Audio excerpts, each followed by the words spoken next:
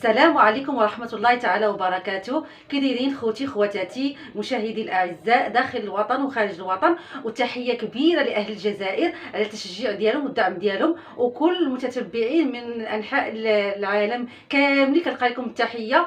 وكنقول المشتركين الجدد مرحبا بكم والف مرحبا، والمشتركين القدامى راه الدار داركم. اليوم ان شاء الله كيف ما عودتكم بالطلبات ديالكم طلبتوا مني وصفه لعلاج ضيق التنفس، واللي عندها السؤال واللي عندها ضيق التنفس واللي عندها الحساسيه. اليوم جبت لكم هذا المشروب معجزه، ما نقولش لكم هذا المشروب جد رائع. غادي تهناي الا كنتي كديري الرابوز او كديري هذيك الرشاشه الزرقاء، ان شاء الله غادي تهناي منها وغديري هذا المشروب المعجزه، وباذن الله غادي تشافي. وبغيت منكم الا الدعوه، دعيو بها عليا ناخذ غير الاجر، وانتم بارطاجيو هذا المشروب مع الاصدقاء اللي كيعاني من هذا المشكل، بهذا تاخذوا الاجر لي ولكم. قبل ما نبدا الوصفه، ديما المتتبعين الاعزاء اللي كيحبوا لاله بهيجه شافوا ان الغياب ديالها ما كيناش، وليت انا في القناه لان ماما شويه عيانه. وثاني حاجه كاينين عندنا جوج قنوات اللي كيعرفنا المتتبعين الدائمين ديالنا يعرفوا ان كاينه قناه سميتها لاله بهيجه لاله مولات الدار، فيها وصفات الحمل، فيها انزال الدوره، كله كيتعلق بالمراه، وكذلك فيها وصفات طبيعيه. وهاد كويزين اميره مطبخ اميره كذلك تقدم فيها وصفات علاجيه ووصفات للتجميل، وما قدرش انها تخدم في هذه القناه وفي القناه الاخرى لانها شويه صعيبه. كتعرفوا ما كيتحط الفيديو الا بالتعب وبالمجهود. علاش كنطلبوا منكم دائما ديروا اللايكات وتبارطاجيو باش نتوما تساعدونا كيف حنايا ما كنحضروا لكم الوصفات. ودابا يا ماما غطول عليكم وغتعطيكم واحد التحيه اللي باغيين يطمئنوا عليها. تفضل يا ماما. السلام عليكم بنياتي وليداتي خوتي خواتاتي، كي دايرين؟ لاباس عليكم؟ مرحبا بكم في هذا الفيديو جديد وفي وصفه جديده وفي نهار جديد. كما وعدتكم دائما هذه التحيه ديالي. وبنياتي كما طولت عليكم الغيبه، بنياتي سمحوا لي، كتسالوا عليا، قالت لي كويزين امي، قالت لي اميره كيسولوا عليك المتتبعين ديالك. شكرا لهم، هذه دليل انهم على المحبه ديالهم لاله بهيجه. شكرا لبنياتي كاملين اللي كاينين داخل الوطن وخارج الوطن، والجزائريات والتونسيات والموريتانيات وكل شيء الدول العربيه، كلكم اللي كتسولوا على لاله بهيجه راها بخير وعلى خير. عيل كانت مضغوطه وتعبانه وعندها مشاكل ديال راك عارفين امور الدنيويه، راه كتدير اشغال كثيره، وانا ما نقدرش نوفق ما بين القنواتين لان كندير نخدم هنا ونخدم هنا. وليت يلاه كنخدم في لاله بهيجه.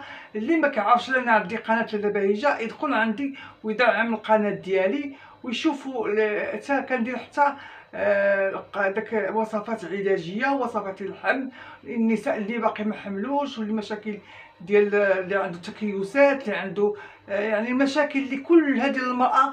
كاين وصفات عندي في انا غادي نخلي لكم الرابط ديال القناه لاله بهيجه لاله موات الدار باش تدخلوا عليها، وطلع لكم كذلك الصوره ديال القناه ديالها اللي ما عارفاش، واللي عارفها راه تقدروا تشوفوا الوصفات ديالها. وان شاء الله انا كنقدم دابا وصفات في قناه اميره باش نساعدوا بعضياتنا، لان راه ماشي ساهل اننا كنديري فيديو، وماما شويه مره كتكون عيانه مره تكون راك عارفين.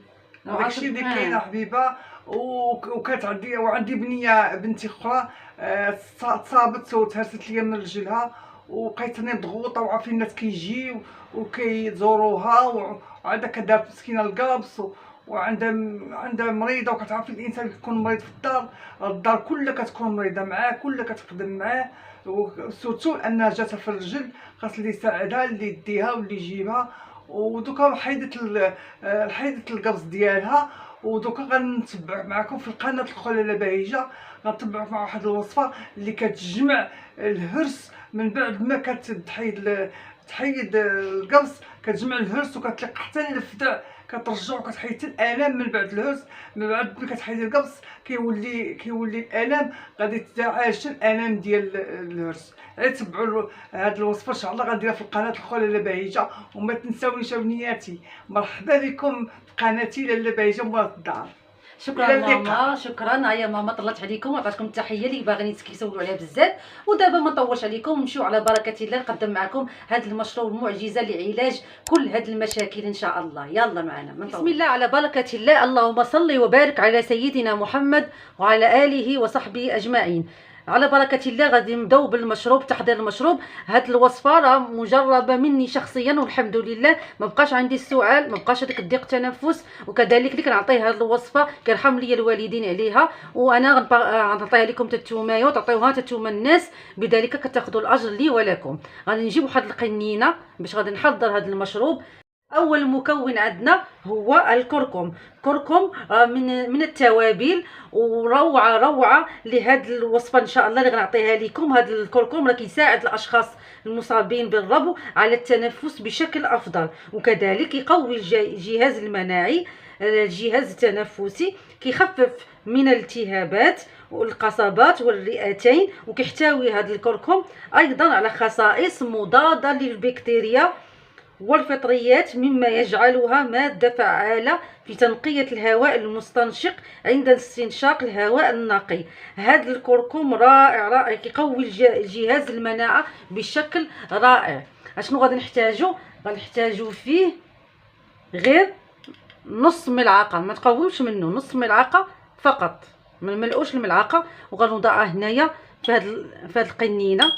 المكون الثاني هو القرنفل المسمار. هذا القرنفل راه كيعالج ضيق التنفس، لانه كيفتح المجرى التنفسي وكيحسن التنفس وكيقلل من الاحتقان المصاحب لعديد من المشكلات الجهاز التنفسي. هذا القرنفل رائع جدا. المسمار ما تقووش منه، فقط غناخذوا غير 2 حبات من المسمار، مسمارين فقط، وغنوضعوه كذلك مع الكركم. المكون الثالث والاخير هي الباديان او نجمه اليانسون. راه زوين بزاف، كيعالج السعال وايضا التهاب الحلق. هذا رائع ومزيان ديري في اعراض المبكره ديال الانفلونزا، رائع جدا هذا اليانسون. اش غادي ناخذوا فيه؟ عندنا بحال هكايا يانسون، بحال هكا نجمه واحده، ما غنديروهاش كامله، غنديروا فقط نصف النجمه هي اللي غادي نديروها. وهذا هو المشروب ديالنا.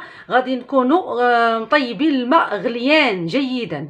نجيبوا الماء يكون غليان من النار، غادي نجيبوه وغادي نصبوا على نصبوا على الكركم وكذلك نجمه اليانسون والقرنفل، ونغطيه ونخليه، ما نخليوش زيوت الطيارات تمشي للمنافع ديالها، نغطيه حتى يولي المشروب دافي. هذا المشروب غادي نشربوه في الصباح الباكر وفي المساء. منين تبغوا تحضروه في الصباح كنقوموا بهذه العمليه في الليل ونخليه ونغطيه ونخليه في الصباح عاد كنتناولوه.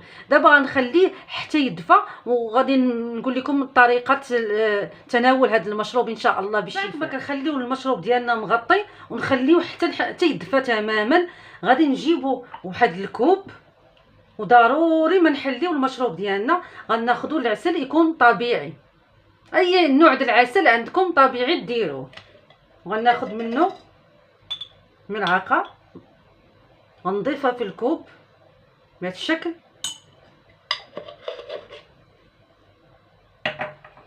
هذا العسل اللي كيضيف واحد النكهه لذيذه لهذا المشروب. صافي،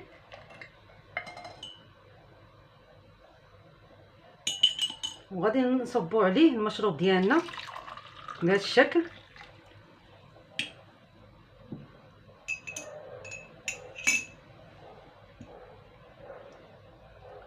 كنزولوا هاد النجمه الباديانه، نحيدوها ونحيدوا القرنفل. كيكون طلق لينا القرنفل، حبات طلقوا لينا في المشروب. وكنخلطوا، ملي ضفنا العسل كنخلطوه. هاد العسل ماشي غير كيضيف النكهه فقط، كيعمل على تعزيز امتصاص الكركمين في الجسم. نخلطوا مزيان قبل ما نتناولوه. بالنسبه للكركم اللي عنده الم المفاصل مزيان ليه هذا الكركم، وكذلك اللي عندها حرقه المعده دير الكركم راه زوين وكيقوي الجهاز المناعه وايضا كيعالج اللي كيهدأ الاعصاب. اللي كيكون واحد معصب راه كيهدأ الاعصاب وكيعالج الاكتئاب. هذا الكركم راه عنده فوائد كثيره بزاف. امتى غنشربوا هذا المشروب؟ كما قلت لكم غادي نشربوا كوب في الصباح وكوب في المساء قبل النوم.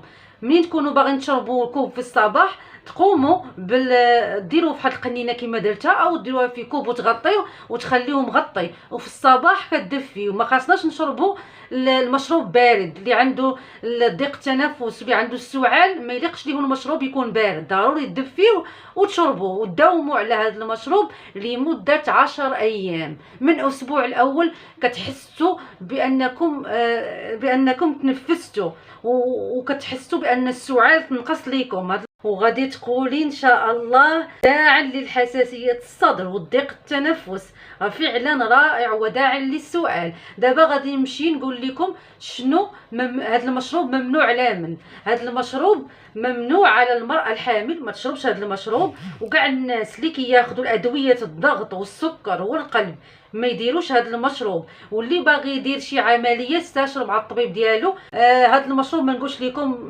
معجزه.